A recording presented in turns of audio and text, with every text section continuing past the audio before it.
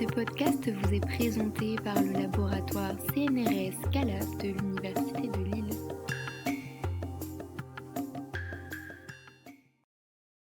Bonjour à tous et à toutes et bienvenue pour ce nouvel épisode du Scalaboscope, le podcast de l'Université de Lille et du CNRS pour le laboratoire Scalab. Et aujourd'hui, on rencontre Émilie Constant. Bonjour. Bonjour. Je vais te laisser te présenter ton parcours. Oui. Je t'en prie. Alors du coup, je m'appelle Émilie, je suis psychologue clinicienne depuis 2012 et j'accompagne actuellement des jeunes adolescents et jeunes adultes qui souffrent principalement de troubles du comportement alimentaire. Et puis depuis septembre 2025, du coup, j'ai rejoint le laboratoire CNRS Scalab de l'Université de Lille. Félicitations encore. Est-ce que ce serait possible de faire une rétrospective un petit peu de ton parcours qui t'a mené jusqu'à ce poste ? Oui, alors du coup j'ai réalisé un master à l'Université de Lille qui s'intitule Psychopathologie et Psychologie de la santé. Et dans le cadre de ce master et plus particulièrement mes travaux de recherche, je me suis intéressée au vécu du couple face au cancer. Et c'est une question qui m'a animée pour la suite de ma thèse. Est-ce que tu peux nous parler un petit peu plus de ta thèse ? Oui, alors dans le cadre de ma thèse, je me suis intéressée à l'intimité au sein du couple, où j'ai voulu comprendre déjà ce que c'était l'intimité, comment on pouvait la conceptualiser. Et ensuite, je me suis intéressée aux déterminants individuels qui vont venir expliquer le développement de l'intimité au sein d'un couple. Et ensuite, j'ai voulu approfondir cette question auprès de couples confrontés à la maladie. Donc, au départ, c'était sur le cancer digestif, c'est bien ça ? Oui. Et puis ensuite, tu as voulu élargir cette question au sein de la population générale, Oui. sur la notion d'intimité et de sexualité. Est-ce que tu peux revenir un petit peu sur la notion d'intimité ? Qu'est-ce qu'on entend par là ? Alors l'intimité, à travers ma thèse, j'ai compris que c'était un facteur multidimensionnel qui était défini à travers une communication, la qualité d'une communication qu'on peut avoir au sein de son couple, en termes de révélation de soi, d'écoute du partenaire. Ça se définit aussi à travers le sentiment d'engagement auprès de son partenaire, de sentir qu'on est engagé, qu'on peut compter l'un sur l'autre, et également le fait de partager du temps ensemble. Et en quoi l'intimité peut être, et la sexualité aussi, peut être impactée dans le cadre d'un cancer, par exemple ? Pourquoi c'est cette question qui est venue en première dans le questionnement ? Ce qu'on s'est aperçu et ce qu'on voit dans la littérature, c'est que les couples confrontés au cancer, ils sont bousculés déjà dans leurs projections dans l'avenir, leurs projets communs, et aussi les symptômes qui vont venir répercuter la qualité de vie des partenaires. Ça va venir engendrer parfois un éloignement, une distance, des conflits et du coup un remaniement complet de leur ajustement quotidien et de leur perspective de vie.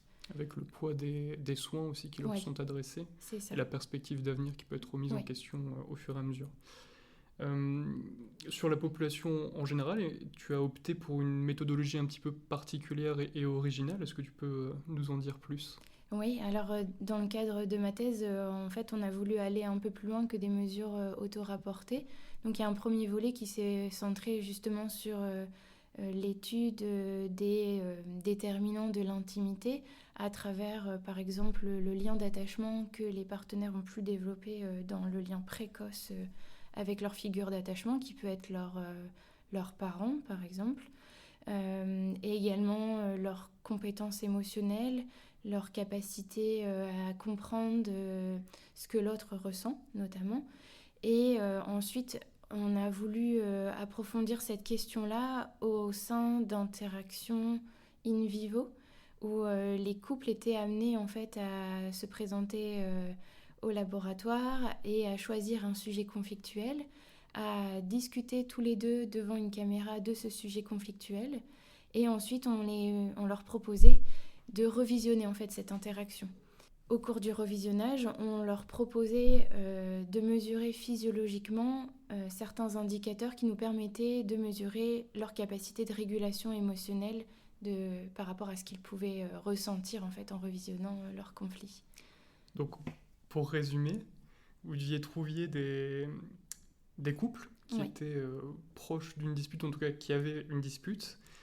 Et le principe de cette étude, c'était de les faire venir au sein du laboratoire, discuter de leur dispute face à une caméra, ensuite revisionner la dispute pour essayer de voir un petit peu comment ils ont pu s'ajuster aussi en fonction de cette relation un petit peu conflictuelle, et ce qui vous a permis aussi pour vous, en tant qu'équipe de chercheurs, d'aller un peu explorer ces questions et de voir comment le couple s'ajuste pour résoudre ces conflits. C'est bien ça ? Oui, c'est ça.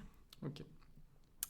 Donc ça, c'était le gros volet de ta thèse. Et ensuite, tu as parcouru plusieurs postdocs, plusieurs années de postdoc. Est-ce que tu peux un petit peu nous en parler ? Tu as aussi maintenu ton activité clinique en parallèle. Donc, est-ce que tu peux nous en dire davantage ?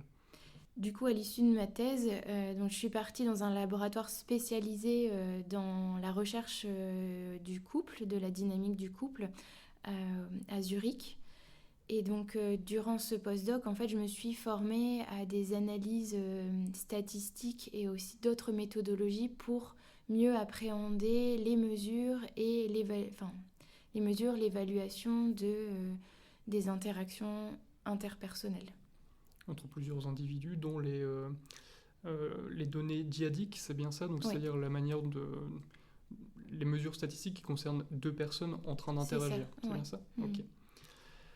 Et ensuite, suite à ce postdoc à Zurich, tu es revenu à Lille pour continuer ton postdoc qui a duré 7 ans, c'est bien ça, sur différentes thématiques. Est-ce que tu peux nous en parler un petit peu plus ? Oui, du coup, j'ai eu l'opportunité en fait de travailler au sein du laboratoire auprès de chercheurs qui sont spécialisés dans les maladies neurodégénératives. Et donc, l'idée, c'était de pouvoir, avec mes compétences dans la recherche sur le couple, de pouvoir comprendre comment le couple s'ajustait par rapport à cette maladie en particulier, où la maladie se dégrade au fur et à mesure du temps. Et donc forcément, ça doit impliquer un ajustement progressif peut-être des couples, c'est ça ? C'est ça. Ok, très bien. Et donc, il y avait une maladie neurodégénérative en particulier, ou c'était sur l'ensemble des maladies neurodégénératives que portaient ces travaux ? Alors particulièrement sur la maladie de Parkinson et la maladie de Huntington. Et en parallèle, tu as continué ton poste de psychologue clinicienne dans un centre de psychiatrie pour adultes, c'est bien ça ? C'est ça, oui. Est-ce que tu peux nous en dire un petit peu davantage ? Oui, donc j'ai eu l'opportunité de travailler en tant que psychologue clinicienne à l'hôpital Saint-Vincent-de-Paul en psychiatrie adulte. Donc c'est un service qui est spécialisé dans l'accompagnement des adolescents et des jeunes adultes qui souffrent de troubles du comportement alimentaire principalement, même si on peut accompagner d'autres troubles psychiatriques comme notamment des troubles anxieux ou dépressifs. Et du coup, dans le cadre de cette expérience clinique, j'ai vraiment développé de solides compétences en psychothérapie, notamment une psychothérapie qui est centrée sur l'émotion, sur les processus de régulation des émotions pour ces personnes qui sont en grande souffrance et en difficulté. Et au final, tes compétences en clinique et en recherche ont pu se rejoindre lors de ton poste de maître de conférence, où tu t'intéresses à des notions de psychopathologie et de psychologie du développement. Est-ce que tu peux développer un petit peu plus tes axes de recherche ? Oui, donc j'entrevois à travers ce poste 3 axes principaux de recherche. Dans un premier axe, je vais m'intéresser à la violence au sein du couple. Et l'idée, c'est de pouvoir comprendre comment des précurseurs développementaux de chacun des partenaires, notamment leurs liens d'attachement, leur capacité à lire leurs propres états mentaux et ceux de l'autre, donc c'est-à-dire identifier ce que l'autre ressent ou ce que je ressens et de pouvoir ajuster mes comportements en fonction de mes besoins. Donc comment ces précurseurs viennent expliquer des interactions violentes au sein du couple. Très bien, donc on retrouve un petit peu aussi la thématique des conflits que tu avais pu déjà travailler durant ta thèse, donc c'est un petit peu dans la continuité sur ce point-là. Et pour le deuxième axe ? Donc dans le deuxième axe, là je vais plutôt m'intéresser aux troubles du comportement alimentaire.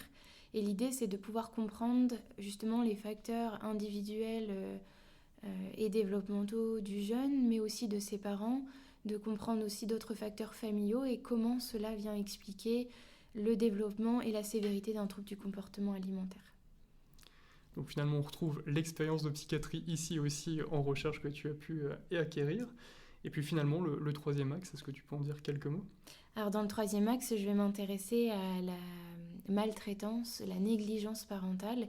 Et l'idée, c'est de pouvoir développer des accompagnements novateurs à l'aide de la réalité virtuelle, où on proposerait en fait aux parents de s'immerger dans un contexte, un environnement de réalité virtuelle et de développer un accompagnement centré sur la psychoéducation, où en fait les parents seraient amenés à revivre des situations avec leur enfant et de pouvoir mieux identifier ce que l'enfant ressent, ce dont il a besoin, et du coup de réajuster leur posture parentale en conséquence. Et donc concrètement, on propose aux parents de s'immerger dans un casque Oui, et d'intégrer des avatars c'est ça. pour revivre, ou en tout cas s'entraîner à exercer certaines situations pour mieux les gérer au quotidien, c'est bien Oui, ça? c'est ça. Et puis aussi de les aider à réguler leurs propres émotions, parce qu'on sait que c'est aussi cette difficulté qui peut expliquer pourquoi ils n'arrivent pas à accompagner leur enfant. Donc dans des situations fictives, mais proches des interactions du quotidien, Oui, c'est ça. dans des environnements aussi qui le Mm. sont. Très bien, bon alors finalement sur le fil qu'il a pu être tracé durant cette interview, durant ce podcast, c'est vraiment cette volonté de ta part d'allier la recherche et la clinique tout au long de ce parcours. En quoi c'est essentiel pour toi, ces deux aspects de la recherche et de la clinique? Bah, c'est vrai que c'est quelque chose qui finalement résume très bien mon parcours, parce que au cours de mon master et de ma thèse, c'était vraiment important pour moi de pouvoir approfondir des concepts, des théories, pour pouvoir me sentir ancrée et solide dans ma pratique clinique. Et je trouve que c'est essentiel de pouvoir allier la pratique clinique et la recherche pour pouvoir améliorer la prise en charge, les soins auprès des personnes en souffrance. Avant de nous quitter, est-ce que tu souhaiterais aborder un dernier point, peut-être une ouverture? Oui, je continue à être psychologue clinicienne au sein du service de psychiatrie adulte de l'hôpital Saint-Vincent-de-Lille. Et ce qu'on constate depuis plusieurs années dans la clinique, c'est qu'il y a de plus en plus de tableaux cliniques complexes, c'est-à-dire on accompagne des jeunes où différentes problématiques psychiatriques interagissent ensemble. Et les équipes pluridisciplinaires peuvent se retrouver en grande difficulté pour les accompagner. Et pour moi, l'enjeu, c'est aussi de pouvoir être à l'écoute de ce qui se passe sur le terrain, et de pouvoir me saisir de la recherche pour pouvoir développer des prises en charge de plus en plus spécialisées dans ces contextes un peu plus challengeants, et aussi de pouvoir aider les équipes à mieux les prendre en charge. Très bien, merci. Et puis si vous êtes intéressé par les travaux d'Émilie Constant, on peut vous retrouver, j'imagine, sur Google Scholar et sur Oui. les autres plateformes de recherche, mais aussi sur l'équipe DIP, sur l'équipe dans laquelle vous êtes rattaché. On pourra suivre un petit peu vos travaux au sein de cette équipe. Ouais. C'est bien ça? Ouais, Ok. c'est ça. Merci beaucoup, Émilie. Merci.